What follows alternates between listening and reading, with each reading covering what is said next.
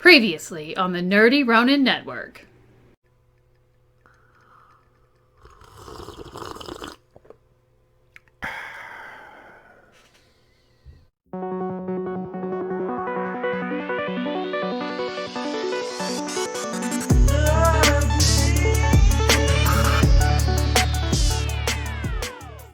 Ooh, baby.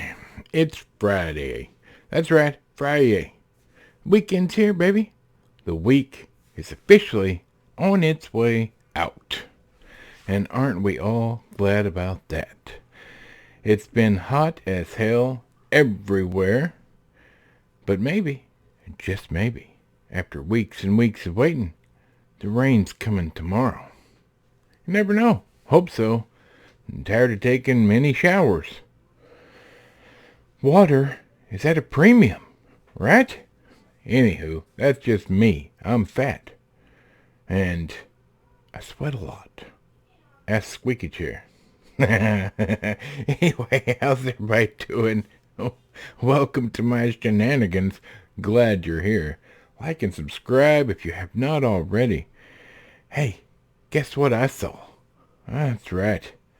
I saw Thor, Love and Thunder last night. And we're going to talk about it.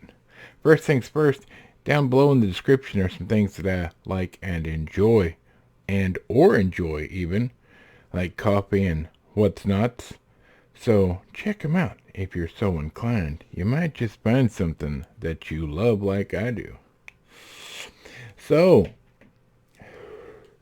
are you going to go see Thor? I'm actually curious. Put in the comments below whether you're interested in this movie or you have no interest. But we'll talk about my experience in the theater last night. There was very few people. I don't know, maybe 15 total. And quite a few of those, there was two families that made up that number, if you will. And several of those were little kids that were too young to even know what was going on the screen, other than that there were colors moving around. A couple of old people, and I'm not counting myself in that. I mean old people in their 60s probably, which was weird, I think. A little weird. Oh, man. I don't even know where to start, y'all. I don't know where to start. The first 15 minutes of this movie, which revolve around Christian Bale's character, who was amazing, were great. Great. And I was excited. I was like, maybe we got something here. Because let's start from the beginning. The promotional material for this movie, the previews, the trailers, the sneak peeks, it all tried to tell a story of woman Thor better than mediocre male Thor. Okay? That's the bill of goods they tried to sell us on the previews and the trailers. And in all the discussions, Taika Waititi had a hand in this. He wanted everybody to feel like this was all about woman powerful, Thor dumb. Okay? That's the bill of goods normies were sold, and comic book fans and fans of Thor in general all groaned and rolled their eyes. So, that's the start. Taika Waititi is a good director in some instances, but they're getting fewer and fewer and far between, and Ragnarok started the decline of the Thor character. Okay? I don't know why Taika Waititi thinks he needs to be in every single movie he directs. I believe it's ego. He's made this movie and his character, which was just a comic relief in Ragnarok, done well, I believe, for that character is now prevalent in the entire movie because Taika Waititi is more important than the characters that he's supposed to be making a movie about. So anyway, the first 15 minutes of the movie was alright. It was good. When you are introduced to the bad guy and how he becomes the bad guy, fantastic. Christian Bale did a great job. It was a delight. And then the whole movie went to crap. This entire movie is making fun of Thor. Nothing about it speaks highly of Thor. But in fairness, it is about Thor. So the previews and the trailers were all a bait and switch to try to pull in the SJW crowd. The actual movie, Thor is the hero, okay? But the way that journey goes, you have to listen to a bunch of moronic characters to get there. First off, Natalie Portman's alright. She does alright. She does what she does. She's nothing special. Nobody cares about Jane. She left the Marvel Universe. Natalie Portman would not come back for a Thor movie because she wanted more money. That's the rumor has it. She wasn't willing to come back because they weren't willing to pay her enough to play Jane. So they just got rid of the character. Well, now she's back, y'all. We can ask Taika Waititi why. Alright.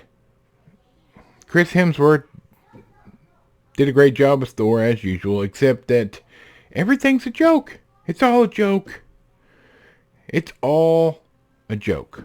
And Valkyrie, King Valkyrie, the lesbian that has to tell everybody 19 times she's a lesbian and has no point in this movie except that she's sleeping with Taika Waititi. Yep. Whatever.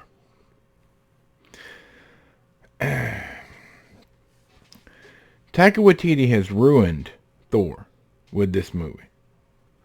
And if you're going to stay for the end credit scene, which I'm not going to tell you what it is, but I'm sorry. Get excited about next Marvel garbage. There you go. The movie looked fantastic. The way it was shot was nice. But the entire movie was all breaking down Thor again, which is what Taika Waititi did the last time he was at the helm of Thor. He's a big old joke. Fat Thor was a big old joke. And for the 907th time, this 1,000-year-old dude is trying to find himself. And Taika Waititi did what he always does. It was joke after joke after joke after gag after gag after gag, repeated, and it destroyed the storyline, which could have been good. It could have been interesting. It had a good hook on it. But nope. It was the Three Stooges. That's what it was. And it got tiresome fast. In the first third of the movie, people in the theater were laughing with some of the jokes. By the third act, there weren't even any snickers. It wasn't funny anymore. This was not, nobody went to this to see a comedy. They went to see a movie about Thor. And a story about a comic book hero, Thor. A powerful demigod. They didn't go to see jokes constantly because Taika Waititi can't tell a story where he's not the focus. And yeah, I'm calling him out. His ego ruined this movie for me. I'm not going to spoil anything. Go see it. If you're a fan of Thor, go see it. But when you get home, watch the first Thor movie and cleanse your palate. And watch an actual comic book movie. Because this is a joke. And that's the way it was meant to be.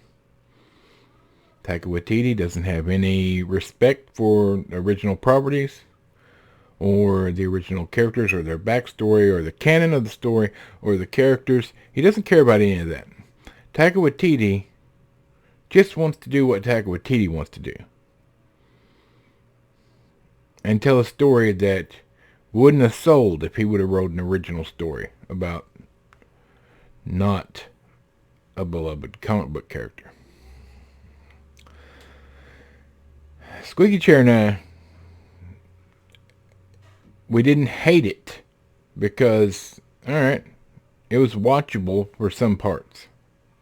It was a comic book movie that was destroyed by horrible humor.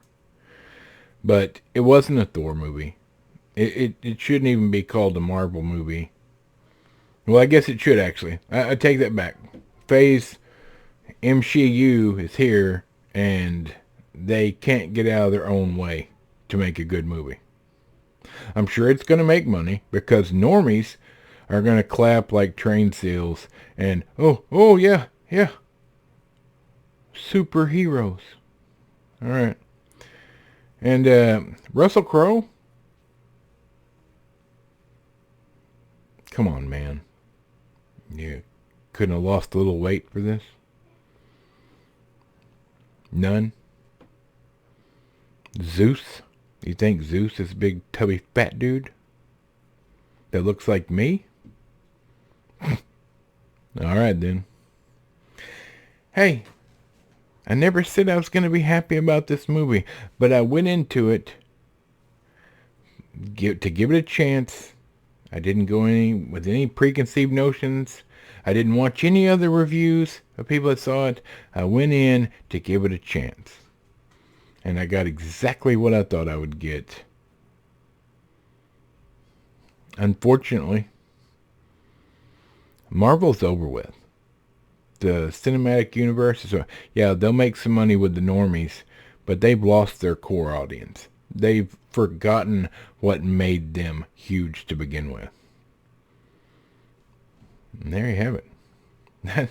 That's my Friday or Fraboo review. Go see it. Make up your own mind. But it's not what you expect. It's not what the trailers show you. And it's definitely not a solid movie. From Michael the Microphone, Squeaky Chair, Bob, and this big fat irritated nerd.